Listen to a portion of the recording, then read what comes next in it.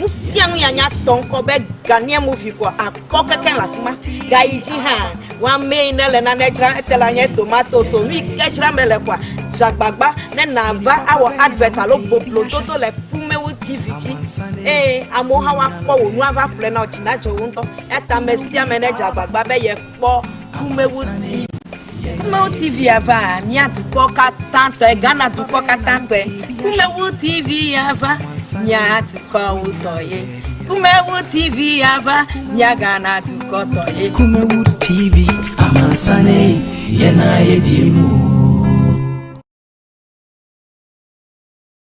Kumawood TV ava amansane yena yedimu Kumawood TV ava amansane. Right, I was saying Makwaba and from Sinupi on Kumawood TV live on Facebook and YouTube. They are the catch to say, "Oko Facebook Kumawood TV or like ya no share na enye bi ahwe mo fan che mankane no say de esi e kan ho Atenga Junction ene ahojo no nyame ena edi ho fi nti mo fan che pa but na e benyamre na etimi Sinupi edi enkomo the recent cases of armed robbery in Ghana, especially in Ashanti region, wholesome ha ene amobesa hokukun grofo awa santebantem ma omonso no aposi for ensa kamia se benyamre dey the home come over the week in some ahodoa a course so the His Excellency the President of Ghana, leader of the NPP na da Kufuado eka and afi so the former president, leader of the NDC John Dramani Mahama and so enamwa omo kanina no ento aba wonsam awa benyamre na etimi edi ho enkomedin e de Michael Nana Adumako emfa seda emfa emma God's will caskets and afi so ade ba ko a eni manfo kan wonsam pa time eba awoso season 2 aseda enko emfa mo benyamre na etimi Sinupi edi nkoma as usual and me guests past 1 and 2 eni benyamre na edi nkoma but in the first 30 minutes me kwa ko di nkoma bia hu pa openi your team any me near me di nkoma no oba oman Ghana say UN countries are joining UN no na oba Ghana ono na kasamafo edi head of information eminent mission of Ghana to the UN Frederick Kofi Amina ewaha we are Uncle Seth Wallace and so ewaha regional dictator Edma NDC and special aid to lawyer John Kuma NPP candidate for Joshua constituency and so Dominic Dankwa almost being na so yabako na ya bovu ni ene yako so mase sabro ya say regional police officer nipa lo gbo bi mo hono enya guru na so mo am roberts mo o bu ni mo na mo so ko ni pictures no enya de so ni so no anos remember na ye bi ko de Michael na aduna ko na mo ma for na baba na fi so bani baba bani na ko ya wo ko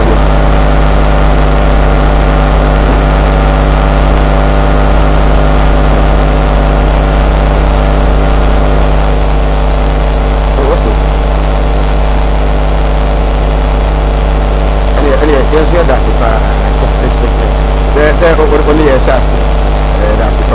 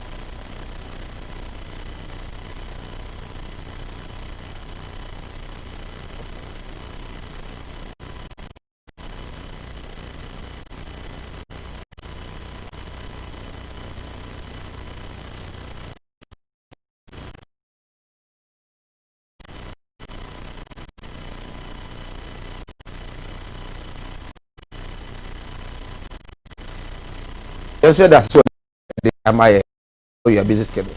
But anyone say I say so work on it too special though. Anyone was DNT. Is it because he's a deputy chief of staff in Tiana?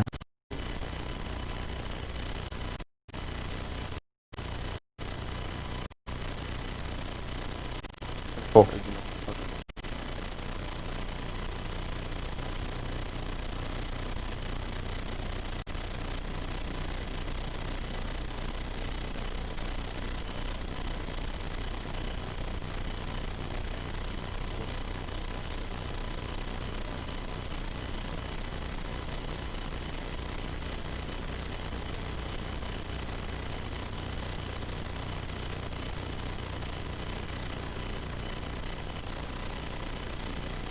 Will be with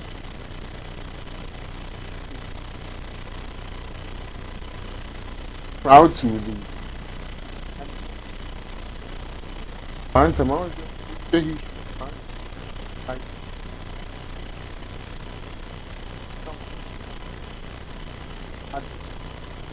yes,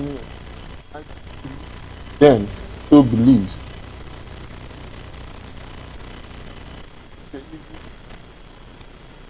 Some of the things that are good, things that by extension, no, that people are coming because Oh sure. Very friends. Many didn't come up before primaries. No, he was a good friend, and I only didn't come out. He would tell you, say, Mike, me said that and kasa sao. Me never know and you could see, say, no, your friend is submarine. I mean, that's how I choose to call it because your operation you or US. It was a kasa. We are public people. But later when I went, very effective for somebody to work with President Kumawood for this long period of time. It speaks a lot, speaks volumes. Right. Because he's or you're loyal, or you're disciplined, or you're obedient. The oath to the arena say, oh, sure, I don't envy him. He deserves it. Boy, that why you if the rank and file of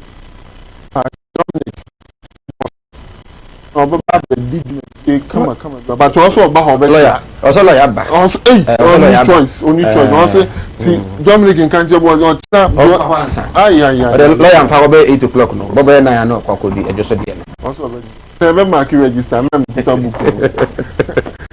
By lawyer, I don't say or what time go on there. However, yes, what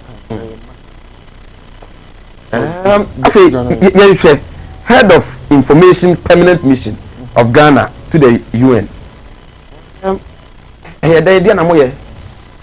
The only UN was from 75 years ago. Indeed, the recent General Assembly things are 24. Indeed, what happened was not in World War. There was a US president who thought no. The cost of the war, no, the world must come together.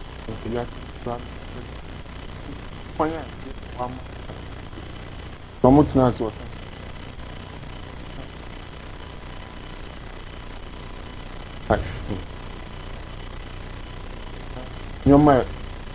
what brings peace, what breaches peace, no. They formed the League of Nations. Later became a Kokoba, Mutimi Bomodia, Yenya World War. Most of the time, no not a year exclusive for, and still exclusive for a year countries. So many you realize you say Ghana, you're joining. That was the 8th of March. We have contributed very huge way. The sense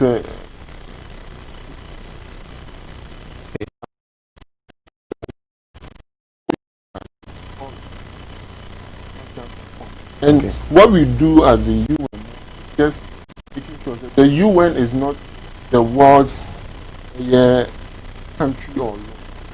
Secretary General is not the world's president. Until now, your man, your friend, resolutions say you resolve your tenacity. That marketing say will be implemented. Your country or national level.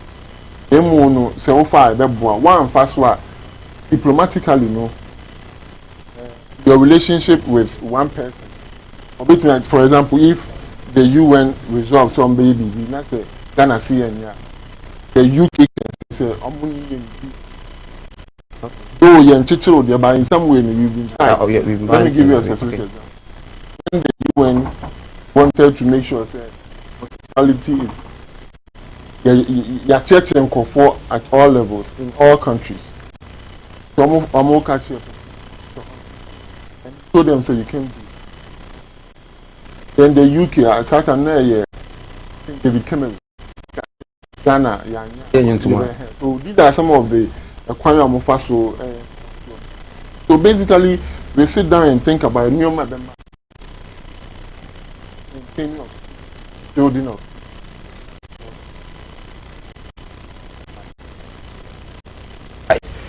I was here over Sinupi on Kumawood TV live on Facebook and YouTube. I can kind at the amount 0543 596 070. Mene Mr. Frederick Kofi Ameya or PRO or Head of Information Permanent Mission of Ghana to the UN. And I and Ewufia. My son, Abebiano Airborne twice, especially NDC manifesto. Almost say on best strengthen international relations. The same way in the NPP manifesto. Abebiaye, Yene Amaya Hodono. What is the nature of our relationship? I think it has never been better. Say this day. But what the Yeno Crane said about Yene Yasama and sign, expected that regardless of a political party. The Ghana near the only time you almost had a problem, the former president, indeed, if you ask him, that was a bit problematic. International relationship. You respect the individual country, at the same time, also Unyatima.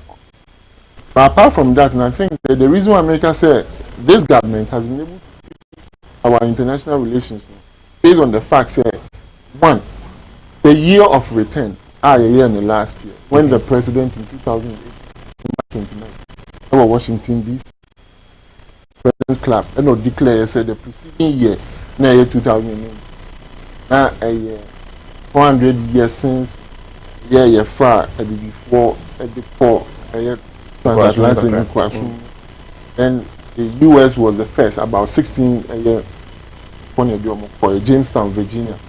So commemoration of that, the president declared Ghana as the host of the year of return for people of African descent.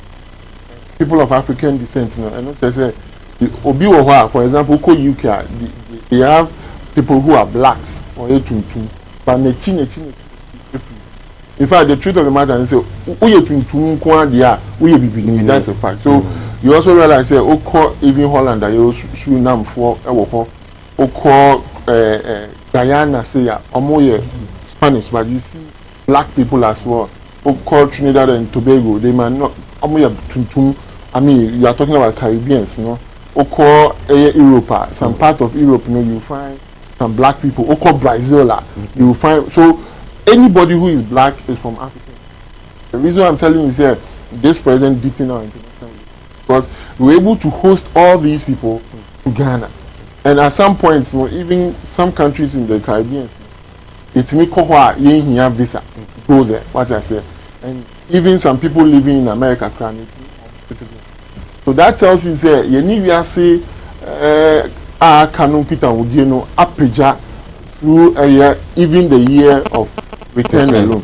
And the president being a former foreign affairs minister, now he had the opportunity to engage other countries. In fact, at some point, he was the chair of the UN Secretary Council, Security Council, which is the highest decision-making body at the UN. No?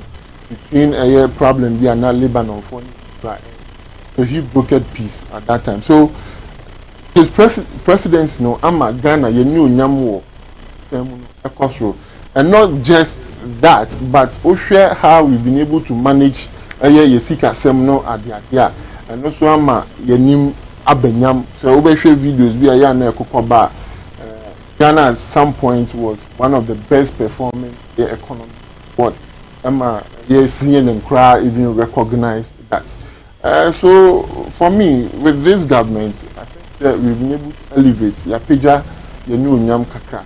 That notwithstanding, other countries, other governments have done some well. What I said, but able to look. China, those countries, Ghana, they have massive respect for us. In fact, last year October, I organized an event, the IT company Echo New York City, Echo year program. Now, whilst we were having a discussion, I think that was 21st October. But while I sat on a PDS deal, no more cancel PDS, and I had one of the phone one whispering, yes, hey, I think I'm cancel PDS deal, no PDS for me. I'll stay. Then say, Oko, the United Nations, that's a Ghana, Kasa, especially. For or to cause or chairs and my ambassador. In fact, if we swap back a few the respect is there. In fact, even Ghana, my first job was to bring Ghana to the group of friends for the protection of journalists. Okay. So, over a year, say, go back tiny. Nyoma or say bought a year in Central for buying. Now, more to me, your major without any fear. When I'm here, Ghana, when I'm representing the media expert. So, and I recall how UK was forcing Ghana on several occasions, say, Young Brown board. In fact, I say several emails say they want to issue a statement on behalf of the group of they want the support of. Couldn't respond the day before, but they still kept responding. So that tells you how we are. On that point, the media, freedom of the media, who say so any compared to elsewhere. Sometimes, your political space in your common. You have the man for Casa. But trust me, Ghana is better in terms of media dominant expression. Okay. Ghana is doing way better because some countries horrible. I think sometime late last year, we had a discussion where Syria, people 40 journalists, and it goes on just that we don't listen. The journalists are being, but let me not go far. Okay, country like United States of America, media is being called fake. The media is being called all sorts of names. Ghana dear so far things say the express akwanya munya say was obi atimi che na adwen na okana adwen you're welcome. We might have some small pocket of but all in all no that we are doing. I was saying you did come on always say mene orame yaw we more UN by international relations say this strength say this city Ghana and peaceful, but Ghana and then the role of the government ensure say on say any maybe and kabum said the see can say Kufuado abehi ade say otimi boa na etimi akoso ma me twa me homra esema ye ba ayi busa no abanye otisui baby otie na ohwa ba ne modern boa etisen ewo omo akache yamra sisia Kumawood TV aba amansane yena yedim. Kumawood TV aba amansane yena yedim. Sini papa be na upe biasha I'm on Sunday, we know baby. Kumawood TV. I'm on Sunday, Yana Edimu.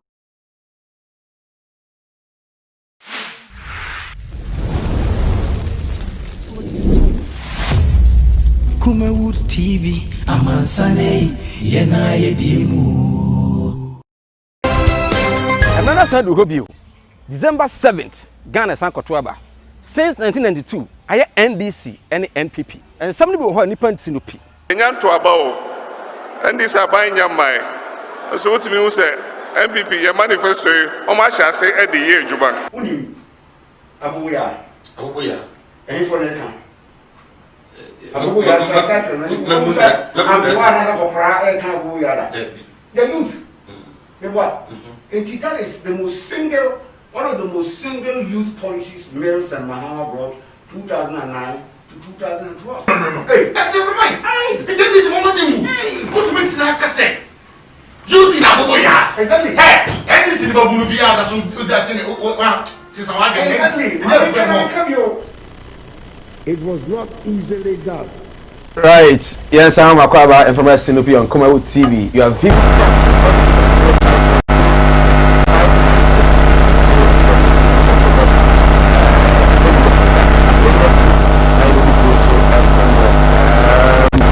Kofi Amiao, a head of information permanent mission of Ghana.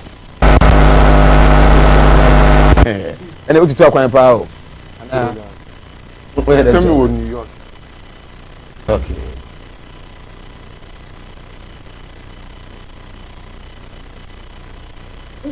Ghana for more honor. Omu saying, if you move in your camera, Rollins, dear, even beyond Rollins, dear. So I have one pen before my mouse, dear Mahama, dear Nakufaro. Your mutti, and near Mamma Bagana, a bush from Mexico. And I say, Omo Cassette, or mine on name this time. Answer complaints, no, say, be up. Maybe you come out, once away Facebook or YouTube, in free order. So I speak based on facts. I make my own conclusion. The show says wireless payment. Facts are sacrosanct. One. Before my appointment in 2018. No Martina Broche since 2004. The a year I remember in until now. Whilst living there and sometimes. Now these are the facts. We are restricting you to a year 2013 to 68 million. The government reference. Let's look at a year 2013 2010. Talking about former president. Yeah, I need to about it. The back Ghana because Metina Bruchi, I may like and call of that. In fact, say a buy Benjamin Kanye free and our company or man Kanye and Benjamin Kanye. Also, mommy notice. Benjamin to Accra, bear another 3 months or 6 months. It's near Jimmy Kanye. Okay, and you know, me experience light off of that. The only time I'm experiencing light of air and right in a storm, snow todd in Dindia, a goo air in Kanye Homatua. Man, light no call. It is a gun and you know per se or bagana. Save your bed to Juno one or Betty Jumebi. No, Bebana Kanye and you. The sumu can be. Can you shows how then ya dear now money so what I say because maybe I say Chemukono na or ye Juma house Juma no Charlie over pa one qua didi what I say na bills a whole na uwie so a efiefo twem baby a kwasi ana se adwoa konto aso school na so de bibi kakra me wo United Kingdom, UK. Let me show me near Kumawood or Dimechi. I'm a champion. I took him through a secondary class. Their school fees every 3 months. It's man bottom. But let's fast forward it to a year and a year. Today, the Ghanaian living in abroad feels better off than they were under at the end. Because one, Oba or Dakanium. And there are testimonies to the effect. Say, listen, at least me balance me cast me baba juju me ho kura no a. Ya kania dem. No juju me what I say. Two. Sa eye sika ebia obetimi di atena ahwe no ne busuanfo wa atwetwa ne bosama ne wa tone kakra na dank ye twene so mfa bi mbra no mfa mehwe obi school fees no na do dank kwaku fa do di free SHS buy ntino ta adeswa no I free no so ne ho tono one district one factory and then say ebia wa bobra ewa America ana Germany na pese obebie empo ebia pure water company ana ebia citrus processing company fruit juice bi oba abambe ebe boawo bo chidom ama waye sa company we obeboa bi a bank also call United Universal Merchant Bank na also call Bobisia soft loan ebia be 10% 8% wa ko je bia ohia asase a abambe timi aboabo enti no they are better off omo ani da so omo said there's a future for them as long as MPP is in power. It's all say your friends are chief for ehu amemo ni say. And most importantly, they will share amount money to say America, between UK and France. UK and France, almost lock it down. They are going to a second lockdown. Yeah. That's a share said your man penny. Now do down Kufuado.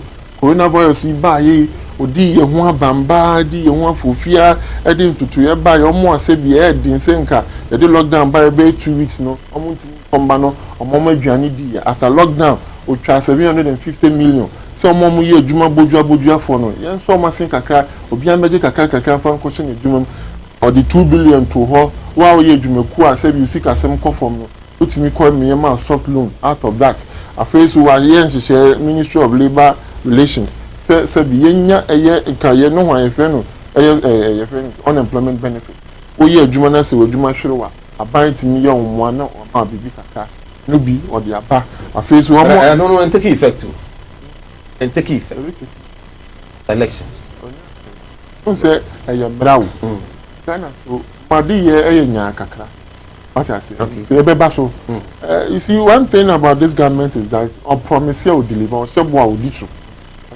Russia yashe Ghana for see former boom are better off now than they were before. And I think the majority of the promises even so clearly I believe strongly based on these few facts that I've given you, in fact, Ocean now Global Peace Index, Ghana is peaceful.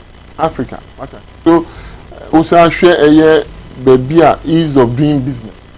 The whole of West Africa, Ghana is one. In fact, there was an article in Bloomberg February 9th that indicated say region bia ebetum power has to emerge. We share a year East Africa, Asia, Japan emerge. We share a year Europe, a year UK 4. We share the North America, US. They believe say Ghana, West Africa, in terms of industrialization, Ghana will take the lead. And indeed, these assertions and perceptions are becoming a reality, and people are believing in it because of the policies and programs of the current administration. So I am of the greatest of opinion there in terms of Abuchi for your perception in terms of governance, your abandoning your worship. They rate the Nadu down governance higher than John Germany. Okay, now Naomi, this question. Please ask of import duty. Are they not complaining now compared to John Dramani Maham's era? In fact, I was about to. That was the last point. Come on, man, penny now bar prono, especially the 2016 elections. Before that, to Kwamba, if you monitor, it traveled a lot. Obebiana, and I recall the last one or year no sometime 5th of July, the year 2016, or the year of Massachusetts Worcester. Among the questions that were coming, you say, "Oh, to honor lot of complications." So call her for her. Or show Ghana for bo. Say your bo. Say your bar or bar or beba beboa amasa KKK can. And then you can say your paperless system you buy. You are able to track a year onioma effectively and easily. What I say, Nyoma is seamless. We are talking about import duty charges. You know, can say, Yatiso, 30%. That benchmark 30%. It takes effect because as recent as last July, medical buy 30% affected me. In fact, say, Ghana ports or more websites, be portal, be the benchmark 30% there, and it will tell you the difference between what you would have been paying for and what you've been paying now. So when it comes to any young kind of credit, and then nobody who will be with you video, and I'm the buyer, and I say, for the last 3 years, have you seen those videos coming out? I don't think so. In fact, we work with the Ghanaian community there, and we organize them and we engage them. You don't hear those complaints. Then I buy ports in sense. So gradually, I believe say Nyoma Bema abrochi for enya hotoso or Ghana no. I do don't quite kufa. So I was ma yenchia evangelist Richard Pra or a PC my this way say or follow your discussion we say hi sir Mike, under the NPP leadership most of the people are not coming to the country. Action from person back. Wow, okay, so the permanent mission of Ghana, the UN, New York. There's also a consulate. So okay, so mama can I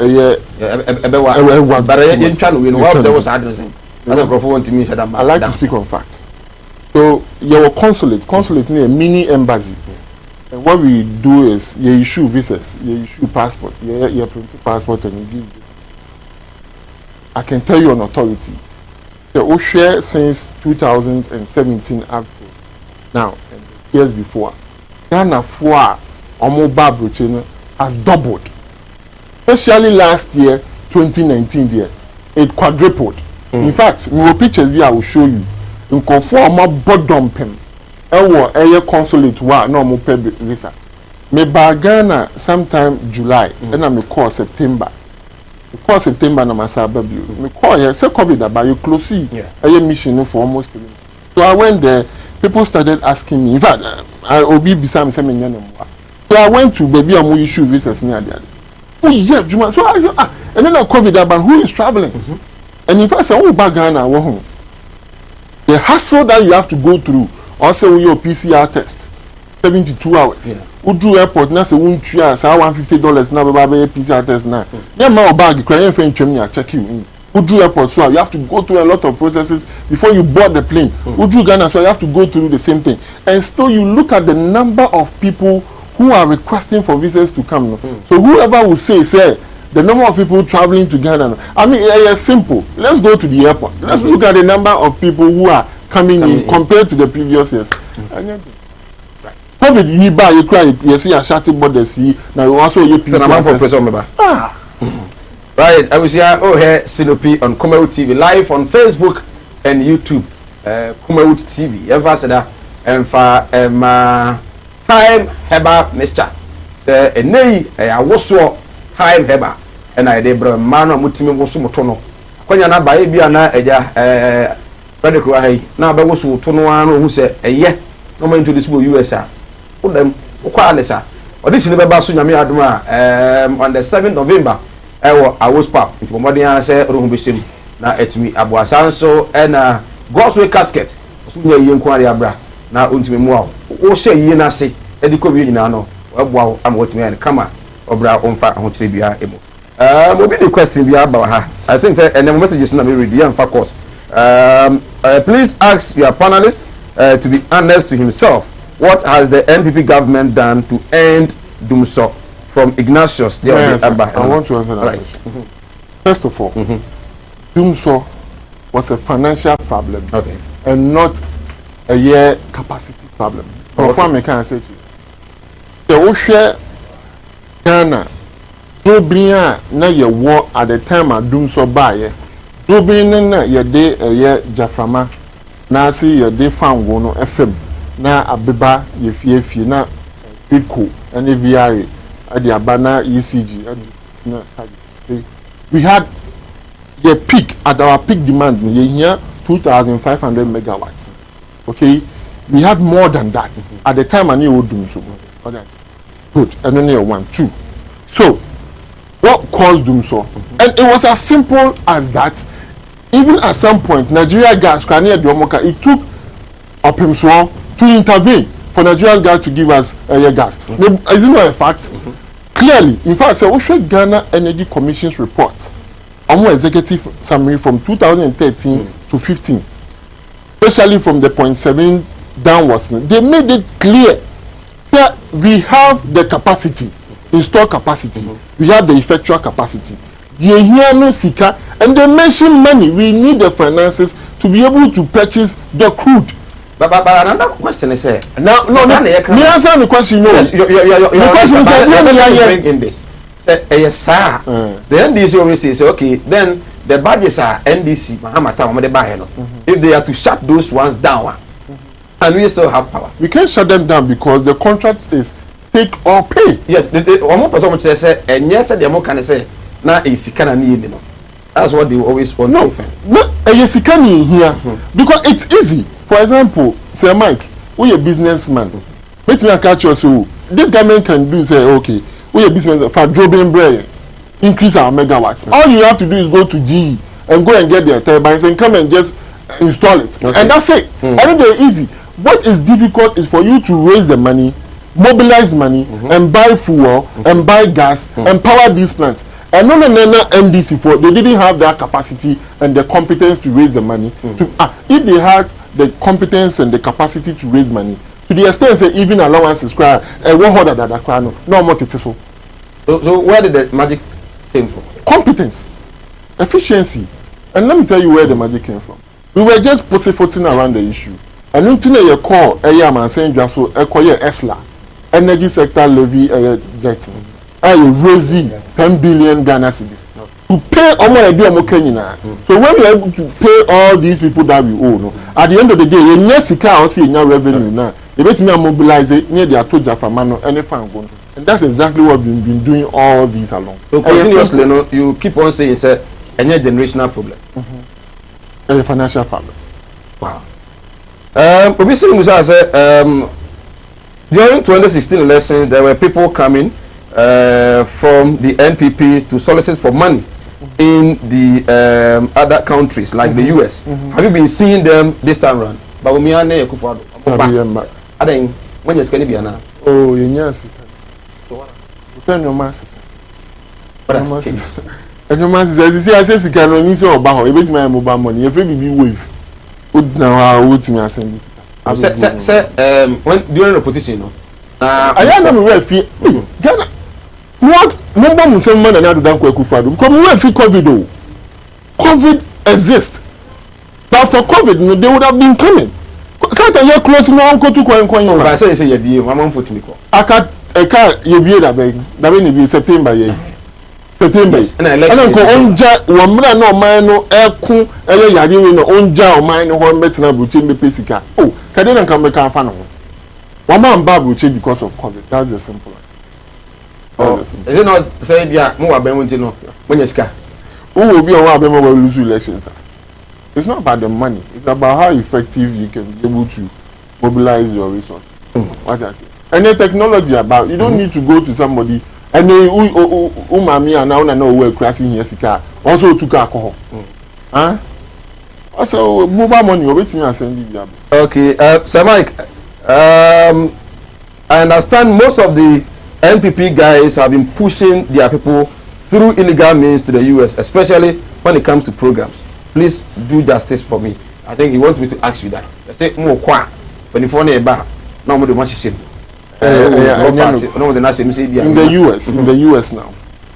Do you know why they sanctioned? Only almost sanctioned and saying yes. Do you know why they did that? At some point, only almost sanctioned the former official of NDP. What I say, I'm a diplomat. This is what the US government does. The sponsor will be money bad, and you don't ensure that the person returns. Then go after the person who didn't return. No, they will come after you. They will blacklist you. So no government official will illegally or even legally send people to abroad because if me boa mo aba I need to ensure a program I will call whatever. So me boa mo akwa rochi na won san ba. What happen? Right. Probably this will be my last question. Yeah. As you know, for now, maybe of course, CD dollar relations. We can say NDT time. The way are now more dollar no. Now NPP no also almost 5.9. Oh baby, black marketer. Saying we okay, especially more on it. We project beer. More the dollars never. Now yes, I proceed the project now. Are you okay with the currency? You say this equal now. As long as $1 is not equivalent to 1 CD, nobody will be okay. But we are looking at the money hard dream, the rate at which it increases, more especially the rate at which it depreciates. Okay. Ghana. So if there is some form of consistency, where you see say a hover around probably 5.6, 5.8 for a very long period of time. I think say and not just Ghanaians living abroad, but any businessman, so that the way to project is okay. Say name Mrs. Say 100,000 Ghana citizens, probably 10,000, you know, I can do that for 6 months to do my business. But where in the case of the NDC, it was just increasing here and there. In the case of the NPP now currently, no. Is it okay now? No, the average depreciation, okay, of the CD, NDC time was about 18%. We are talking about 4%. In fact, in 2014, the CD was the worst performing currency in the world. Okay. The CD was the worst performing currency. As we speak now, the CD is one of the best performing currencies against the dollar. As we speak now. Right. Well, Madasi. Sir Mike, Madasi. But I believe my viewers, I enjoy the conversation. I enjoy yeah, that's so nyamre by na. Eje da ya no a, ebi nyamre na yetumi edi enkomo. So try bantima. Why you ready pa? Any choice, you must be say any choice. Okay. Yeah, you are ready and pass over here. Right, Abusia head of information permanent mission of Ghana to the UN, Frederick Kofi Ameyaw, and no AD and come on what tipa we say maybe a bad dollar no once why calculations what Ghana said the university on one on it said umusihu enema my channel still fabra repebenyam re na yetimi akenkan e the amount ye twa won basisi ya ba sir wala sabe biu administrator Emma NDC and afi so Dominic Dankwa a special aid to lawyer John Kuma betra se na afi aton kuma no so we say say nei am robbers aties asantment temu a etuo pe nkumi power of was sentiment temu bi dira ya sabia na bi so benyamre ne akoho na reporter e the information so ho no etimi ade entwa humra is e ba e beto aso well all kia we say free mu why the den the be slower we na fa ko we na say dia wa wonu tua wo fa say no mo ma ye den ma me ti we na wo yere na mfa nkonkoye iduma na ma me why Ebusa yenko Kumasi. Munko Kumasi. Martin Luther. Oh, it's been a long time. Oh, yeah. Missy. Minia, obra kwentu yawo. Semina na ma yanka twenani ahwedan yo. Ne busu ya fani asuma me. Semina me pada. E wo Kumasi afamara.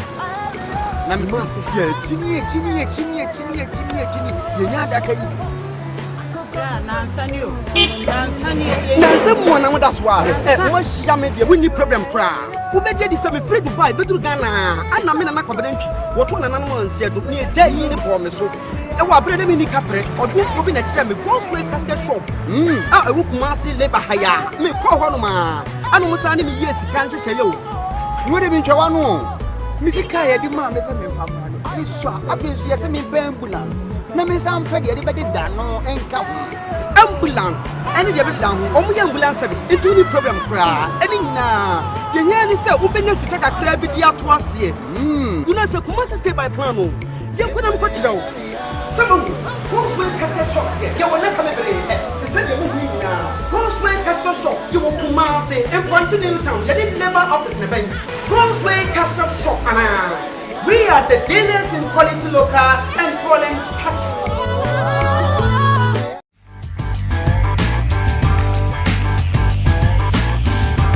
I'm going to from Mobile some Jimre, Nasa, more Hemi. A Kianji have by any the time about Misha, the Abegamaso, now my refuge and a how not to me in the Dana Mount, I am Ray, but my dinner time about Misha Ibi, Bora Dress about your pharmacy show be out, I'll say, over time about Misha, now when you be a bit me up wow, you okay and Jane about castles, a draw on no matter one and come one in Yam or doing a strong con, they sent down. Na aboa mo tumi edi yare eso na wonya ke enji haba ka so sibi ele time haba me shan na wokabo na no dia no kwasen sene esewani na ensese e ka kiro to make am fosa inu emi nu edi amount so bi bera mo nwa transfer haba to family show e bi e tun do ya kwa so peke enji haba ka so ele time haba me shan so for na right we say for some akwaba from Sinupi on Kumawood TV wage nchire 0543 596 medical catcher say enu ya santimantemu de ekoso no enye in terms of security and sheda so ani ebimu ewu ama police for so achi ebimo yakwa amane so na mene me senior reporter anafi enkodi nkomo emfa enfri the regional police headquarters was santimantemu anafi wotemeka mo adoba Sinupi so Kumawood TV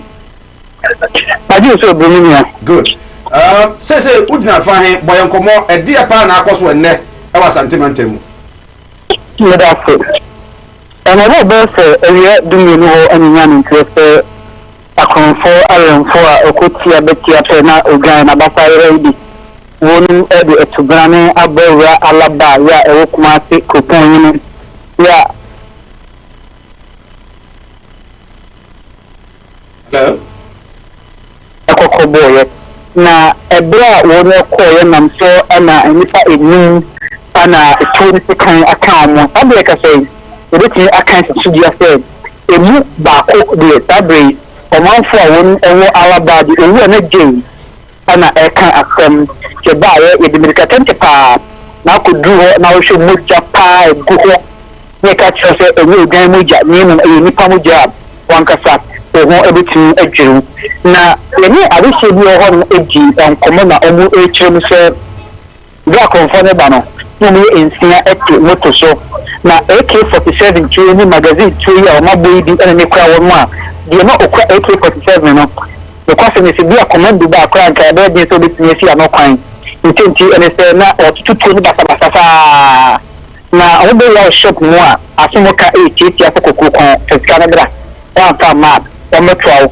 na omabutu ekun na eno enenam so na ketwitwi dia ene omama so e de ko potem ho wana nko kaye echemu ehyefe bese 400,000 Ghana cedis here akonfo no won awia e de ko echemu 4 billion ana on asita e de kwa isi akoy ayehosem pa e de ama amount to won ho no na wasamba ko si ya akoy talking point odia e ka ho asem ene opani baako for akonfo no akoto hye no so e ka tento on physical no so ni skedia no so on fa no hutu ana so opani e pa bu mitu omutu ni AK47 no ahodo miensa omutu na ho progo omutu na ho progo omutu na ho bi e fa ade na je ana ko fun se de ko ni nyan ana mutu omutu so apen on edimrika omo okoye na ansa na kwa no mbeko sa opani ni so akoto etu ama progo no na omedikan atu bese nenu etu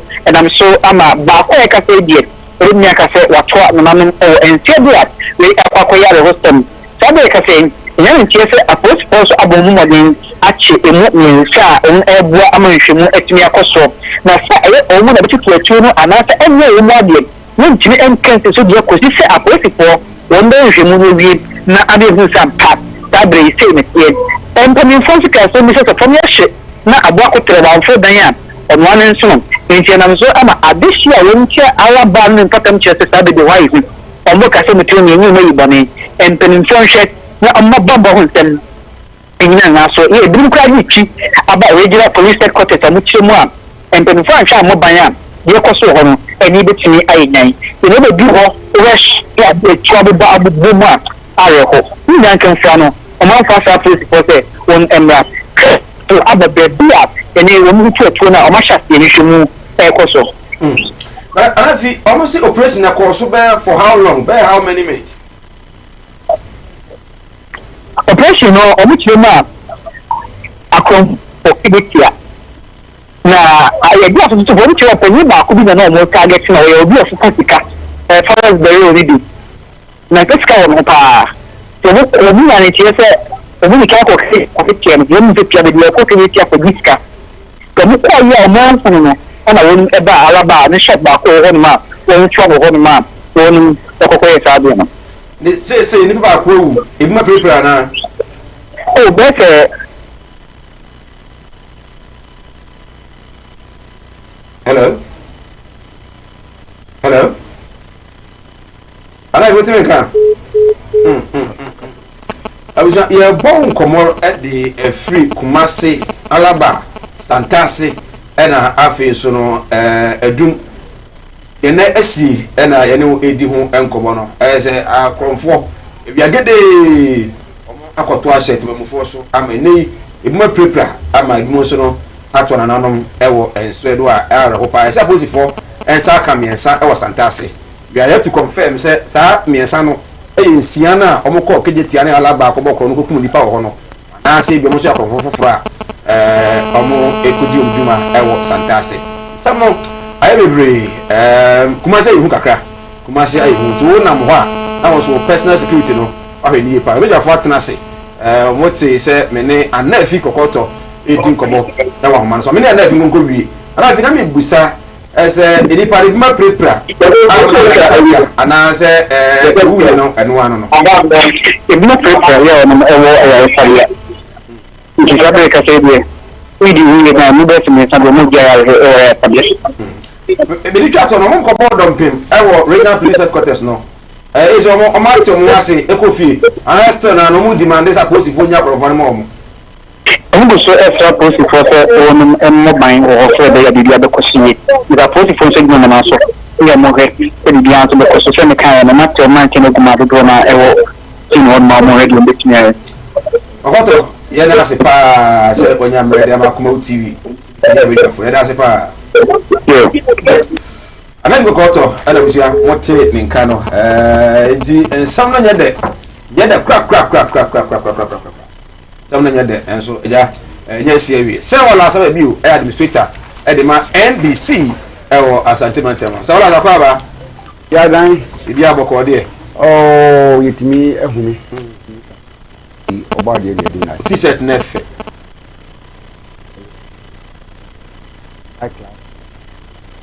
high class MPP for mu ni BBC bi da o na se me nya before me no na di nkomo na so ni o so ni me we offer me MPP ni atia inti NDC MPP performance mo asem na so mu ni bisa o mu de me ko ba bi obi nko yini de mra t-shirt ade cotton ade bi t-shirt bi a o promotion kura na edit gu fem now they compare me the area war opposition. There's a big difference. There's a big difference. Right. Dominic, Agaba. Sabak. Boko dia Joso nyaminado. Lawyer ho ye. Nyamiado no ye. Tabi mboko. Yanso koso. Bibi anso koso. Oh mo, o fasewa. That's the today castle. We, that's how do go ara nyefe. Me fear me I make us say nyefe. Just beauty lies in the eyes of the beholder. You never by me nyefe. As a micro program bi. Na we there na. You have me the picture original ankasa ankasa. How does it was a picture? Let me just say micro program bi. Okay. Anything I him me say na me dress. Okay. Because oh, o kasa ni edin o. Dominic, we are the kakra bi na me busa. Okay, but no one said the nefe. And so for being sema hada. Sana meka. Also ko program bi. On fa bi ma hada. Sana meka. O kan say bi a menu mehia ma me nhye bi da. On fa bi ma hada. Kan ba hada. Ba hada. Ah, time I no more primaries now. na prime minister wo the MPP who compete with MPP wo the MPP adare ba ho. Oh. Right. You fan no see o. Kwame ya first. O bazo Kwame. Mami go first. Abusia ye review the akoso na otwi mu. No na ye nyamre na yetimi edi ho nkomonto do arenkyere ba ne nyamre akenkan ede ama ho. Or I'm saying uncle Wallace because I think the offer person was chassis. Mamenti uncle Wallace. When you Ghana, Udika go ta only be. Ghana food na e will be so Udika only be because I'm an Edikai. For a start, you talked about Bloomberg. The Bloomberg that go to Akufo-Addo. Go to Wikipedia. Wikipedia votes Akufo-Addo as the most corrupt president in Ghana presidency since independence. Check it, it's there. The most corrupt president in Ghana's presidency. That is over 1957. Omo heads of state. Kwame Nkrumah, Aba. Buzia, Aba. Afrifa, Champon, anyway, Numaba, Rollins Aba, friends say Kufu Aba, Mers Aba, Maham Aba, and Kufu Aba. Or see, he's the most corrupt president. Ope, because as he say, any project, any chrono pie, what presidency more. Wado afei uko Bloomberg say Vice President Bawumia is the biggest liar in Ghana currently. The biggest liar. Kontompofo nyina hene ene Bawumia. If you live in a country where the Vice President is the biggest liar and the President is the most corrupt president ever in the history, how can you rate that country, as internationally normal? How do you? She say it doesn't kick. Exchange rate. He always talk about rate. Statistics. Rate, no percentage rate, no. Most of it doesn't give a good reflection of what actually happens. So. A percentage rate, no. Yes, does not give what a good reflection of the actualities. Okay. Let me give you an example. First could be a SS. Only the 10 candidates. Ako wasi 10 ni na pass percentage success no say 100 ni ba remember the 1,000 people ako the same exam 900 are passing almost say 90% until the other 10 ko 10 are passing you go the 9,900 are passing no 10 why are there che adi no percentage wise we 100 we 90 90% doesn't mean anything adi 1 na ko 2 percentage increase is 100%. No ba. Sadeni ye 10. Na ekoye 15 na. Percentage increase is 50%. Inti you are saying is 100% no so. Say 50% no. That what he's saying. Until let's talk about the absolute entity. Wa ba yemo. E di obusa no. Na CD dollar rate ni e call. Na ye 1 CD $1 to about 4 CD. 44. 4 CDs. 44 no ye 13th of March 2017. We are talking about 7th January. Say Amiya at the time so America for $1,000. No the bagana. $1,000 be man of 4,000. At that rate, 4,000 Ghana cedis. The 1 CD 10,000 older. $40 million. $1,000 no. You see here say $1 is about 6 cedis. Amiya the same $1,000 no the bagana. Ubenya 6,000. The same $1,000 no. But the city terms no or 6,000. Yes 60 million. Embra na ye $1,000 near 40 million. He gets 20 million more. By different appreciation. And I'm making until he gets more in city terms. It is so this kind of fear. Ombenya more in city terms than they were getting during our time. That doesn't necessarily mean say anyama yi wa ha. Think you do not teach upon some. And ama anyama ayi. The other thing is a person sending the same 40 now. He reduced the 1,000 to about 700. Put it multiply 6 cities now. Ubenya 4,200. About adino. In this wakase, Woma perform well. In Ghana we are CD dollar terms percentage 8% we now. It's neither here nor there. CD no depreciate too badly. But we can't say do 6 cities or very resign. I brought 6 cities is you. And so that you know president. The biggest liar. Wikipedia Bloomberg account, Yamin America. Talks about say you have good relations. International community look we say contra in broad daylight eni akromfo timadi to a pray nipa mensa ekum ba kono when you want report no international deal that country no your country amanoni fu nyina hu say a good country. Let me give you another example. When the MPP came to power 2017 there about 2018 they call Australia Kumawood Games no say adino what happened visa omo ye no Australia ho no Ghana phone bi o man ka say omo the fake identities na buy into omo ediboto omo nyina about 66 of them.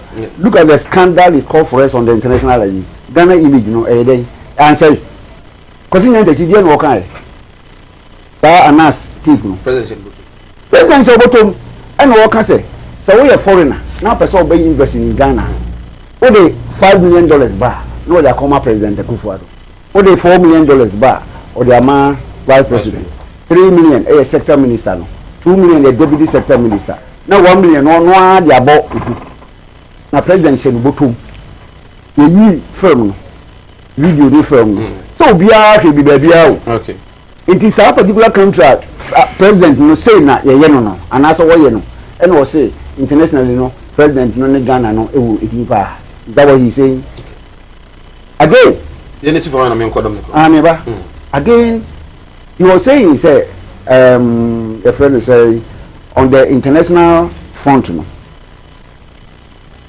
if foreigners want to come and do business in Ghana is the number 1 West African country.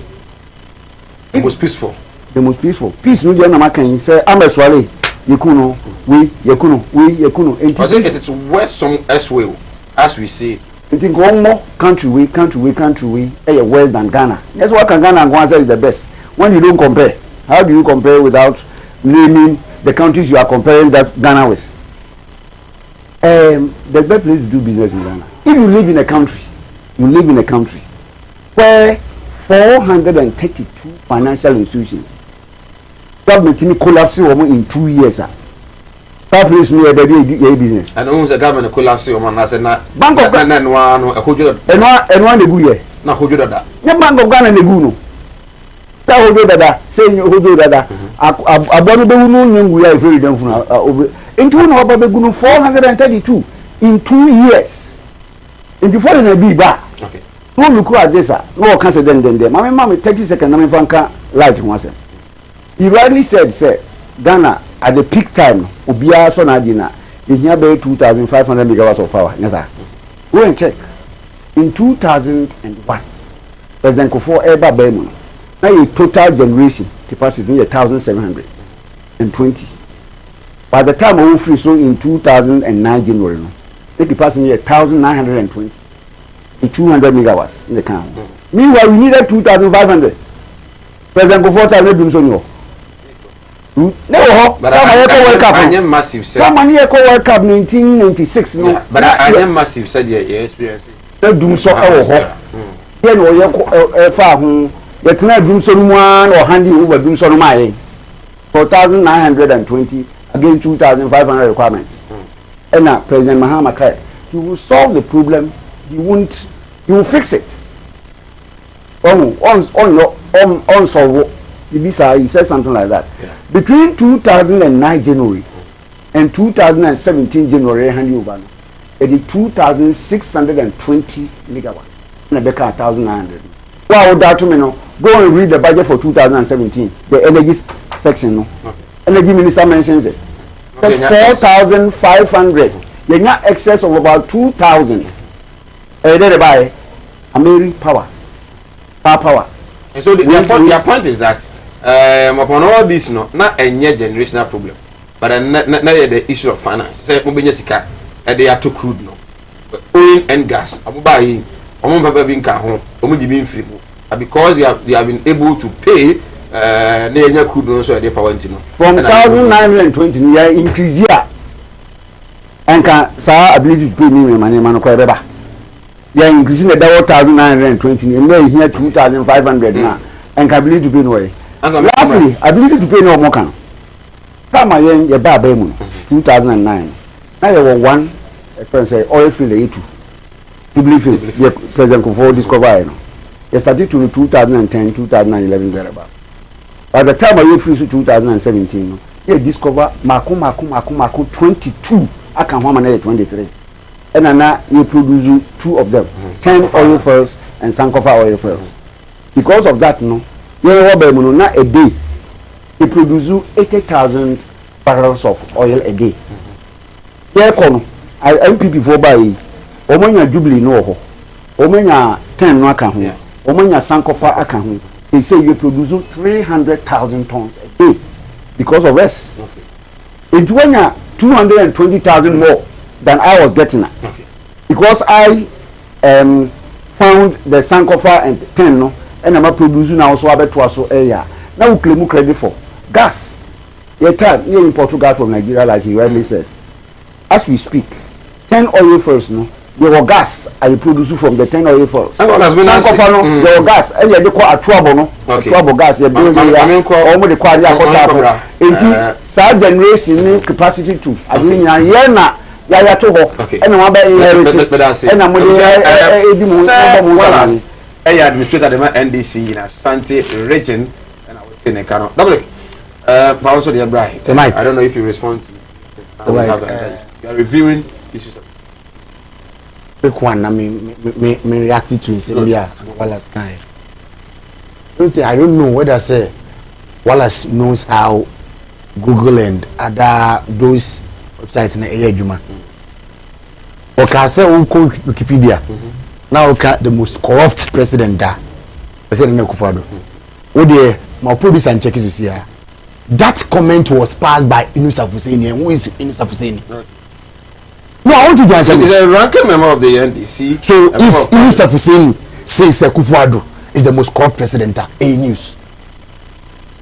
No, I want to see a tears. Yes, say Wikipedia now can for me to say why yes survey be and our research be. No, yeah, no, who say it be survey. And I say who say who say oh yeah, no, check it. President Kufado and the corrupt president. Article now want to say it was said by Inus Afuseni. Wallace so you didn't do nko. Oh, na dey so ka you didn't do nko Mr. Osaka vice president of Miasem. Osi Uko na say o type the biggest liar obe catch us say Dr. Bawumia.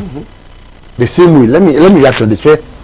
What we see you Echo Summit be and he was asked the reason why when you type the word idiot Google US President Trump di neighbor no explain here and no sightings as in Ghana when you search biggest liar the reason why the image and the name of Bawumia comes up and say also more normal links no more bia tun bebre into be article bia the two obia no it pass up it is already NDC ni la betra say this while as betra oh Dr. Bawumia liar count ko say my waka Dr. Bawumia liar you have seen account those things no and I to bo pecky word no pe na ka do so code e Google do so na call Google tell say o say bi na o ganga nto a why be no neighbor do so o ganga nto na di be neighbor what you mean all these things no oh sir to be very serious no it is every 3rd of August Google added by confirms was it Google search confirms Dr. Bawumia is the biggest liar in Ghana. For the next one Google CEO explains why Google CEO explains very good why images okay read that one. The response came on 25th of August and also response no by so that's it for this now the vice president of Ghana has been trending after news book explaining both that of Trump and that of Bawumia. Was it in 2018 the CEO of Google explaining how Google works was it from the above from the above in a keyword as Google we have gone out and crowd and stored copies of billions of website pages in our index and we take the keyword and match it against their pages and rank them based on over 200 signals. So we people are saying that. That is it. That is compared. It is the media. She says, "Yeah, I'm not here. Story maybe say what as car say and this is the policy and the policy is you tell boya almost the whole Ghana no there be a website are you telling me say every na koto honum do you be aka okay and what you know that it Google itself does not concoct those things. So the majority of the people are saying the vice president is the biggest liar. A reportage. Listen, people are saying it. Okay. Media, you report. Say the president there quiet. And you start saying, Ekase, President Kufuor is the most corrupt president. Is it news? No, one out you can check it. When you read for it, so from the above results, one can easily concur that Google doesn't identify Bawumia as the biggest liar in Ghana. However, Bawumia's image might have appeared because many Ghanaians have used the word turn with his name and image. So it is what entments now. What do you say about me? It's not a research. That is it. What I want to. I don't want to read. Okay. So you doubt it. Say Akufo-Addo is the most best president or the best president and among the 10 in the world. And then you know, people are saying it. I know their research. No, let me tell you something. There are certain things I would say you'll be viewer. Just as we can, but some at times you see there are certain things that research. Or being research, it is different. No, it is almost president. Almost say image of saying this. And if image of saying says this, what is news about this? What I say? It is one of us. So we are not as I am mystery. It's a mystery. Corruption in Ghana, Wikipedia. Or say Akufo-Addo must accept most corrupt president tag. He must have saying. He must accept. No, listen.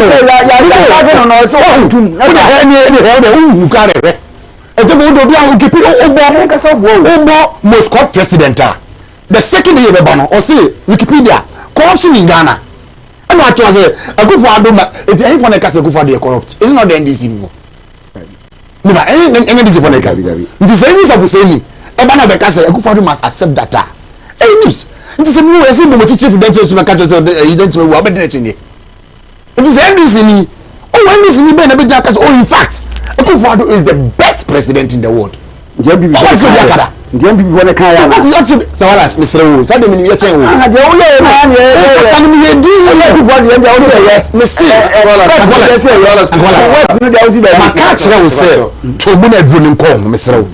Oh, that it's no. See, yes, Sakura and go. Myself, come this year. The man could get the bench to understand we are. We are showing up with them. It's from now. So, now we should see.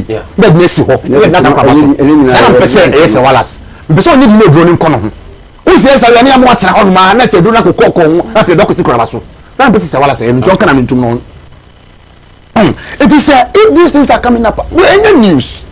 To me, can be a research team be. And I research. And you say Akufo-Addo is the most corrupt president. I don't know. And I don't know the parameters. It was based on this, on that. But these things are working. In the news. Okay? When we talk of the incompetence of former President Mahama, clear. You see, it wasn't a problem of generation, the poor generation. It was purely financial. One person okay, it took up in so and the could be a gentleman say, Estre, no for gas in my name. As a neighbor, Meboa. 89 Nigeria for no power generation of Mope. And you can't medium. No, there are certain things on my own. So, Wallace, Yatra. Ghana, we've grown past these issues. By our experience at that time, no. If you look at the Atuabo gas, you're generating, and then now you are generating more now, and because of that, now at least you will be able to supply. It's my minister. We are not from. The tema. We mamia odum. Ah, otwa there. wako free enema obi honum time be a credit worthiness me free we niema nne me sha obosome utua kana obasa obeje niema time stand dem no amede be man o de me so na mom ade na the generate power no we I want to mean tua so how do I give you more what is it it is how the mommy let me tua e try me ba me say oh say like Mr. me pe shoes no me pe 1,000 containers what the man because I'm credit worthy to see our bank oko pe besia oko e check o file o here oh say Mike okay first one oje besia e be 10 cedis to try the man 15 cedis to try the man 1,000 to try to say Mike cost okoji 50,000 ah the shena say Mike odin huni o ye credit worthy inti de be man no it some because whether it's power generation increasing and I said it was all boiled down on finances. We miss car yeah man. Do you want to say o to for na me ko tu mo no. Up to now, thank you interest can Nigeria for the gas in my. How for my yen. To the end of the day no. Whether I trouble gas or whatever. Sika no ankwa empa. It's my this for me transfer do so no. We are aware. Now say we will be pass about. Would you say omo ended Dumusono before they left office? NDC do so. Now one ka say my kotia una we adwuma. 2016 we time 70 ever pound na do so no. Na one say ni ho. Somewhere September no connect there. You are not experiencing it. Now maybe I already have no experience and say we are not experiencing them so. Let me tell you something. Oh say if you do. E duru baby a. O man no eye niema bi do we won say e ka bi aba na president say o asom o man bi som ya tua enti hwe from 2012 2016 I be take over in 2017 enti couldn't the NDC administration at that time I need be bia for so not till that time now we say September na me no we've gone past this Ghana for be edru no sabi ye ni abie pass no na Ghana ni ka say e bi ka say o me NDC ni a o NDC for instance obi a for instance manosis na so we ka say obi e ahunani a ni say ahunani bi a NDC ni those days san tag no we ka say obi a santini bi a MPP ni but these days entesa asesa this year no policies by about the city depreciation o hey ni say this tier na ye nya gidi say Dr. Bawumia kan so NDC incompetence intina or na customers currently how do you see it no kwan yakobon ko futu ama so my kwambi so assembly let's take a look at the rate at which the increasing eba radio obia in 2016 the exchange rate na $1 to let's say 4 cedis and the value is not the same. 4 cedis in 2016 is not the same 4 cedis in 2020. So yeah, aware. Yeah. But 1 cedi in 2008 shouldn't be the same 1 cedi in 2012. The value. Use it against the. No, let me tell you something, Radio. And atum. Let's assume say 2008 na 1 to 1. Okay. Within some matter of days now call 1 to 1.8 okay. Now they say call 1 to 1.3 that is what we are talking about. I was say time be you should be consistent and then obian can say estimate aba but just look at the rate at the back the percentage rate at time be an edibano yeah so see and I think it is about 1 cedi to is it 5 point something. NDC be fusion saying 4.4. 4.4. If I'm right, maybe I'll let into 4.4. Radio 4.4. NDC fusion how many years ni? Into difference ni saying. 5.2 krana. Into the difference no. Time when we are living power. 1.3. But you nenye 1.3. 1.3 was somewhere January 2007. January yes, but 2009. January that was around January 27th. 2009. And that time no someone take over. 3. No, we hand over power of January 2009. Okay. So go to no, but 8th of January, one power. Let's assume without admitting. Okay. 8th of January, one power. Was it NPP who was in power? Yeah, me county. Into 1.3 Wallace, Uncle Wallace. You listen for me, Nami Komra. Missy for. It's Missy for no. Person me chere. My Uncle Wallace, and then NDC for. Say, these times, no lies, no. Also, for President Mama Kraka. Or see, I'm on your phone there. A do be now. Ye chantro kakra. What do you chantro? I do not you now. Was them. About pictures what he. Or see, Kwana go power chow. But the Ghana bonnet in Bible of his own Lancasa. Correct. Oh, Namibo. What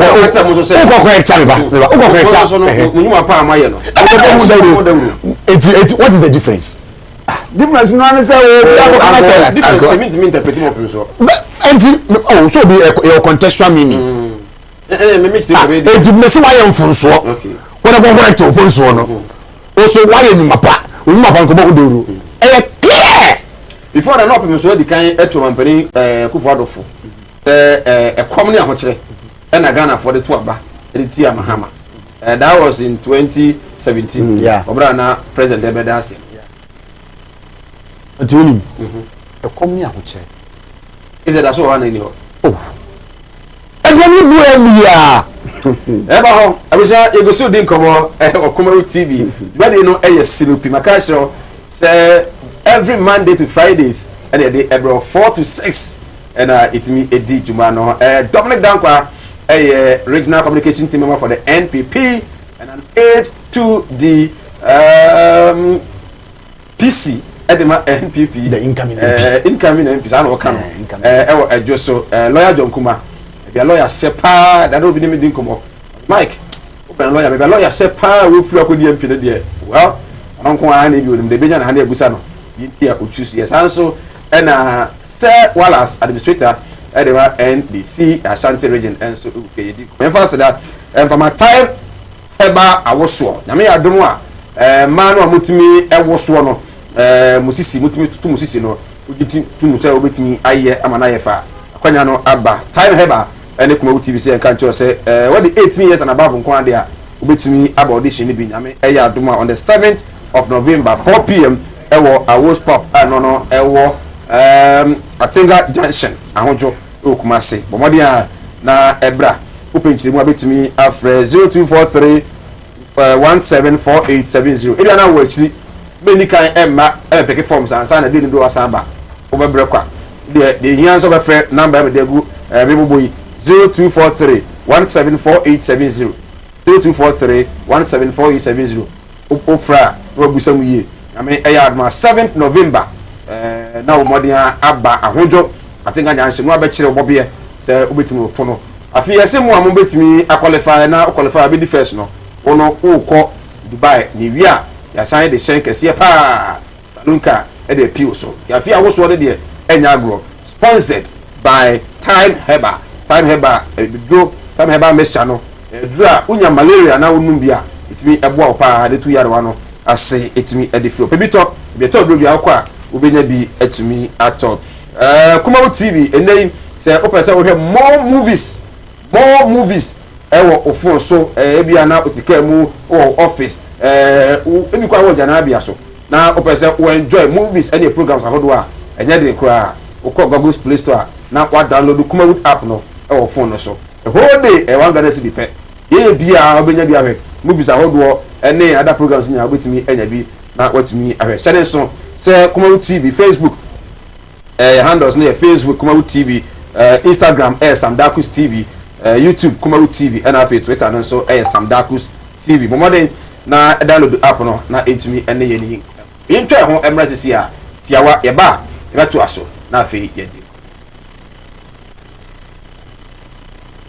0244 417 669 ebeda tie phone na the phone na so somunya Another side we hope you December 7th Ghana san kotoaba since 1992 aye NDC and NPP and somebody be ho nipa ntinopi enyanto aba o NDC aban nyamai so wotimi hu say NPP your manifesto o ma sha say e de ye djuban Abuya. And for the camp. Abu Yada Sacred, the youth. The what? And that is the most single, one of the most single youth policies Mills and Mahama brought 2009 to 2012. Hey, that's your mind. It's this woman. What makes you have to say? You did not go ya. Exactly. Hey, and this is Babu Bia, that's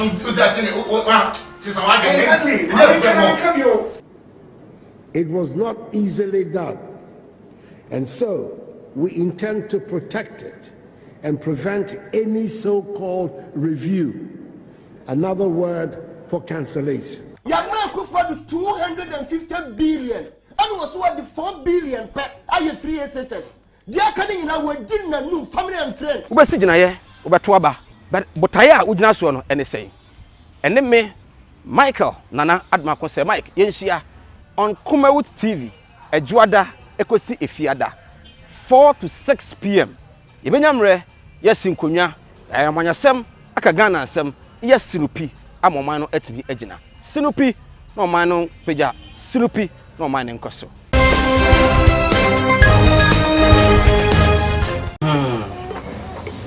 Well, I will hear. I will say free moon.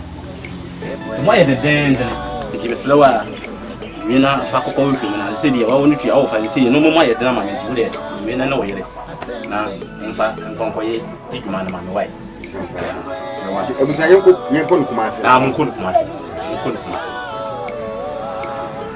Martin Luther. Oh, it's been a long time. Oh, yeah.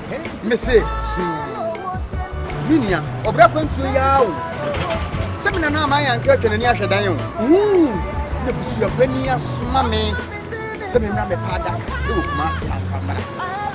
Namasa, Chini,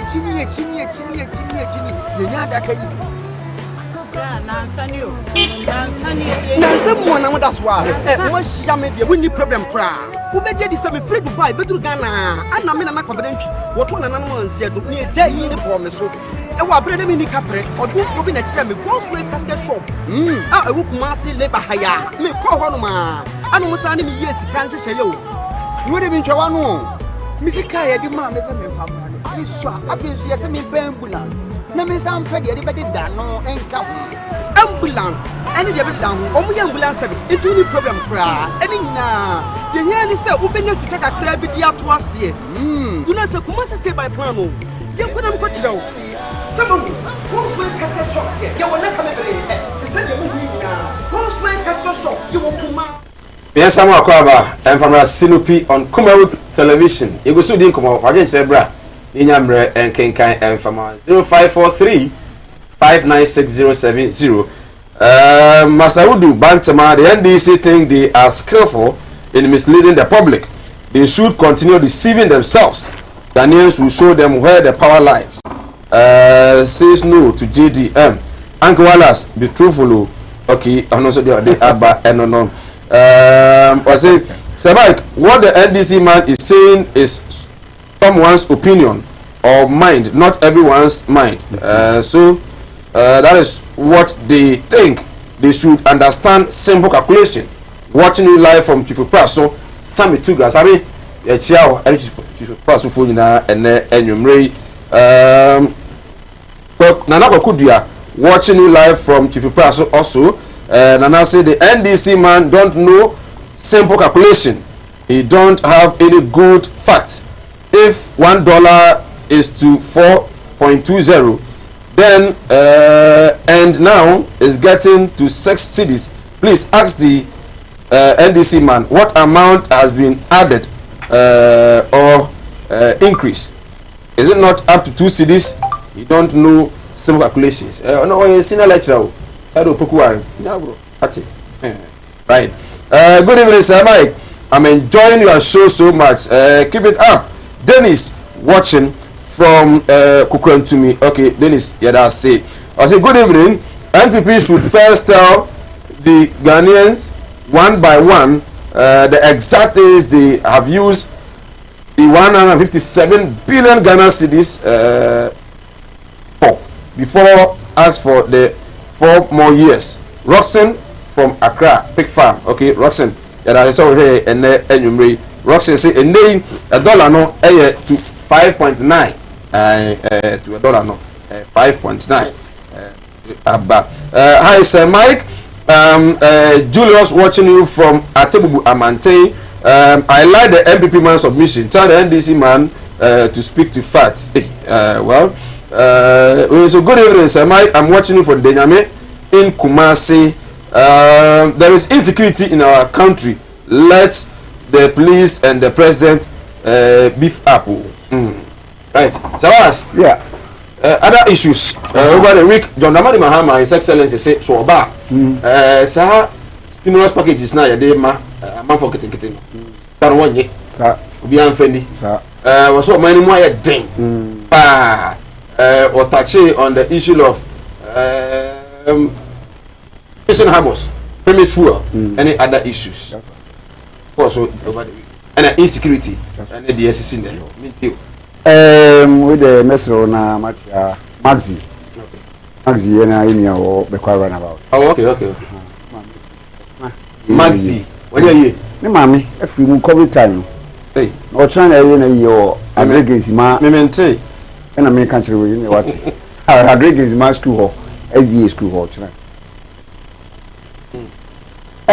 Your friend say, don't Dramani Mahama say. Kind of fully bagana. The case is the okay, so I knew it almost to go. Yet you want, ye jaw, a chiwama, ye jaw, and so Ghana for Sasa sing good the India. Most key minus, Galam says, ye chiwa, a do call twice, could them 10 years, could them 5 years, could them 15 years, not China for the jaw. Into John Dramani Mahama, see young country must say. Mamma calls a wow, but I could see. That's in a two because of that. My moon I atoba atu isa because of Galamsey. Any all others here more two because of Galamsey no. On Tuabano, Emano. Or buy a munina obeyimo. The grant amnesty. Ujamu free. I'm a mother Duma. Because small scale miners be a license or more license and another danko kufu adwajino by force. No the MPP for any key before. Into a bar. One would demo because of Galamsey idea the Marco Court in Obama amnesty has the power. Obija Munina. Or what you know? COVID, Nana Danko Kufuado, and the call Norway, and Oban or the COVID by, or the Norwegian ambassador. Oh, check it, it's no, there. No, I'm not privy to that. 28th yes, he traveled, but it wasn't confirmed, say, Oban anyone. In as much as we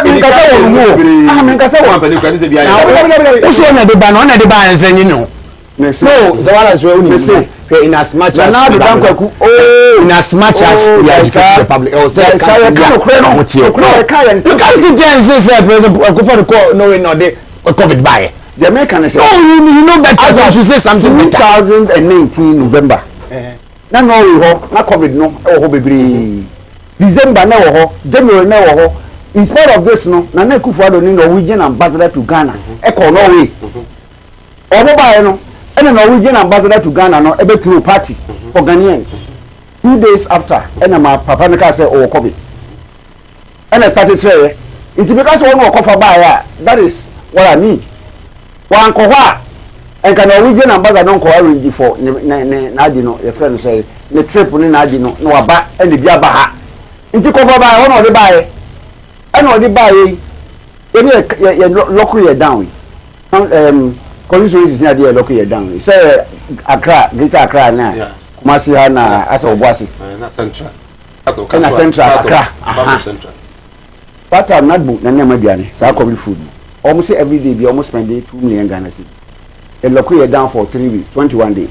Multiply 21 by 2. What was meaning contable? With the Senate I trust 42 million. Time of Rata Finance Minister, Emma Media Budget Adino. All reporters say has spent 54.3 million Ghana cedis on COVID food. On the review. Because the Rata or addressing Parliament on COVID. Another 54.3 has spent on COVID food. That's what we have. Check it, it's there. I know, but almost I had another figure. That's okay. Well, I'm afraid you get on my components. I'm afraid the new figure on my components, spending way. Not mostly 42. wo de 11 aka ho amana ye 53 ena sikai mutidie na John Dramani Mahama say omo ye ma omo loans small scale petty traders whatever no and as petty as that because I know somebody who got 100 million 10,000 Ghana cedis and yes capital ibinya 50 million ibinya 10 million ibinya 20 million COVID no according to Nado e ba ye no na wo maduma atochima o maduma asai e na o mo say sika no say o mfa ngurom no o mfa papa wonya sika bi awudu wonya bie Abdullah wonya bie Lati wonya bie amelema wonya bie say sika no oba sa otuma no no wonya oba o discuss sika no che Ghana for wonya bibia na mo wonya bi de na the free because I apply for a business na free na no bia na nya bie no bia no nya bie osimu amonya bie no oba o twem na mo de sika no I expand mo businesses no na mo de afa enipa na reduce unemployment rate no enti wo wanya bie na ye ka kire wo se tuma me ba me di beche na obi a wo se tuma me ba me di ama o meje wo beto ama meje na esewara wo beto ama de me di ache na uni enti wo so de che because sika no se de ye kana Ghana for sika na na do dan kwa Kufuado on first council private sector mu one day say one factory what they say nkofo business so enti petty traders so amount sika we understand say in some businesses you put in as much as $28 million now mo be 100,000 $28 million no only 100,000 no ko je fira akosi uso o ko je fira akosi amansan na akosi uso no magimi enti o ko je fira mo but I can't you see a buy the check. All right. Vote for us. When we win, we are going to write off. Right. It's mon can't obi want to be a mon can't say. Okay. John Dramani Mahama is saying that I say. Fuman answer. Okay. No, we need. Dominic. No, this kind of job. Me too. And this broadcast of money more than this week. So what's here? And but me say NDC for Emma one equal opportunity. Get the more my Ghana. Me too. The Mike, me say anything about on my higher day NDC's point of view. Because NDC, no member of the NDC party has the moral justification to Kasasem. Why am I saying this? Yen United Ghana, yenim ahokyere ne ekom a ebae. Oko Ewiasima 2020 the worst of year county bia because of COVID. Then she COVID by Ghana aduane a ebuso. Let me tell you so Mike so we miska obotom now you do better off because a come aduane bread planting for food and jobs aduane me say na say ukokrom kwa aduane ebu na price no Ghana food me to there and then dey aba by man food yes get me to obi atobi no we say you scan meti hoyi menim say mobile phone we na me so men try say me koto mobile phone because me honso we live within our means na wala say cancer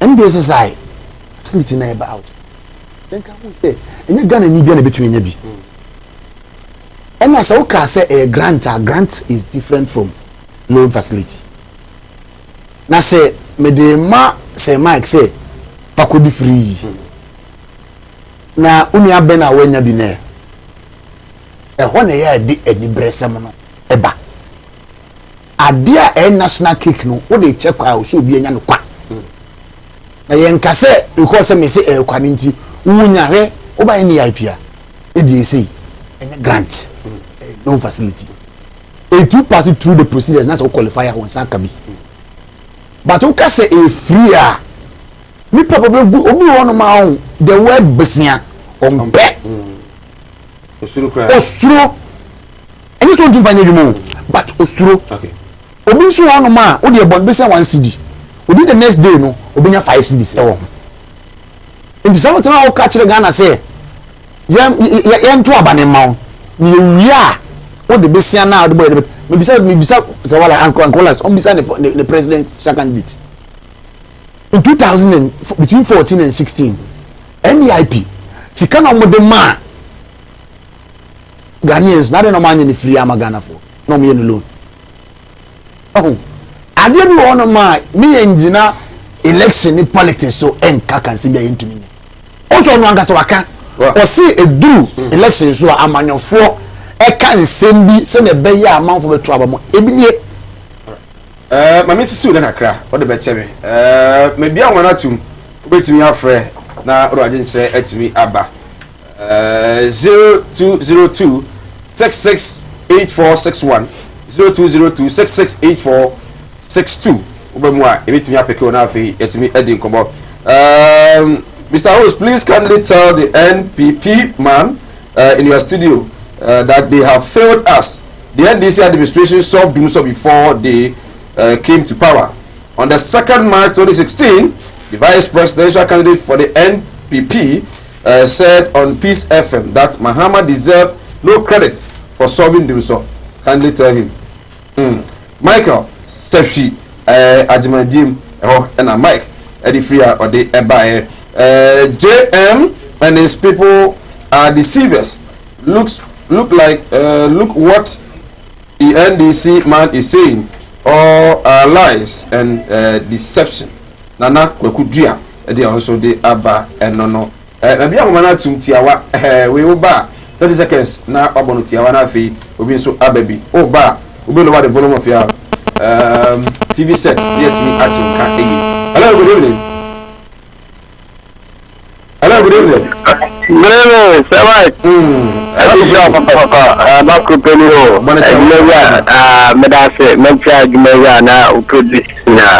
Na uproduce obalis for our back up and chama na misawala na mishano pa na media the American say Ghana for a bedo radio gamani na ma sepa uha amani hunu kom ni na kufado de ko gu Ghana amamu boni ya de namu says Ghana na kufado fi so buba ana kaya kasabro no let's chase ka force entimi ya no ni jonkuma de no jonkuma na titwa one delegate 50 million. Evidence is not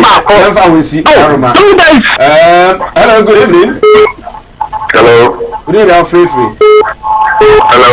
Good evening, you're talking about I'm free. Free of what? Okay. It's you. I think that can say, oh, NDC NPP. I'm going to soon casa. Okay. Hello. Okay. And I say, hello, good evening. Fine evening. Good evening, I'm free. The patch on the door side before back up there, make a phone with my 80. What's that you you? Yo, me pese mon country NPP ni say, the normal say as one trading ya junior, you be jina a futu na utu for the ma president for every area to aba. So two for catch Mahama say na juma power yeah utu ni for o catch na say na juma power yeah no nko bo dawu. E na o catch Mahama so say e come na dey Ghana for the regional so the two aba. Nti be jina juma pa no so e dey ato aba bi. Last caller. Good evening. Hello, good evening. Hello. Good evening. Oh, free. Me for free job time. Okay. Yenti o aneba. Yo, I know can say. You say a good name say now man for shoes no more. We some platform the quick pa. Yes, so you may be brave. Ya me person make NDC man say one. Mbra kaswa ojano ehye nsuo no yiri ehye amanfo hono. Omo nche de import pa no mo tina ya mankofo no. Okay. E de import pa na ma tina ya wati the Sicabia Bobon, as a man for us. Jaman for a prayer, who are Jamumba, who might not let you found. We know about that. No more and as an FNC, I am Reasida and Coma Gosway casket. Also, you Kuana or Bessiadia or Modianebra. Now, untimi Mao, Bessianubi, as also an open ambulance if Ronaka casket. na o de see what they share no video camera ni with me abwa Kumasi Asafu Labor Runabout ho and abi no Fantino Town o de ho no a na friend Fantino Town 0243 73 457 0243 737 457 from na omuntimi enyo so Dominic yeko right we dey yeko no we dey a quick one okay nyame ya adom echina no pa 10 am okay lawyer jonku air commission and ncta wc o ajuso okay I feel na chi wono mpe aya about 2 months ago a commission ba ko e wa benase sa toilet facilities here ma in 40 communities wa eu kokun ade kakrisi ka se toilet rawe wa ha un na di rawe enti ka che obi biara se okay me admit after bantama okay enyi fa ni nchire aduso o se fa aduso yin aduso achiremade I don't know fine o uduru aduso kro ka se o kwa achiremade an se afani na naka afani fisi the fort na himfi ne ti wono ma e wa na achiremade na ti wa na achiremade good missing about the message about or heavy Ahmed senior Ahmed also jaso message no renunti it making kind but NPP ni we have an offer na we what ya no tawalas yeah can say Don Kuma any so yeah they have very nice position they are holding in government. Okay. Deputy chief of very staff well or the side deputy chief of staff na to ho ba contest o ba ti ori so mo luzu o mo luzu o nya position bi tawalas abebi o ta state Asante region and then to Don Kuma Asante regional communication team member NPP Dominic Dankwa and amoti omonka Loretta and Afis Augustina ewo engine room ho MCR VTR Otuno ozo PM Bernard Ade PRO producer DOP Kobe Frank and Afi director Samuel Kwabna Dako Sam Dako Smith the Michael Nana Adumako Bohomban na hwe hu yi tweniampon enka ho wo hira so a na ema oni enkunyame ho na bema ware akoma epe adwada ebehia na afi yatumi SDP ya kram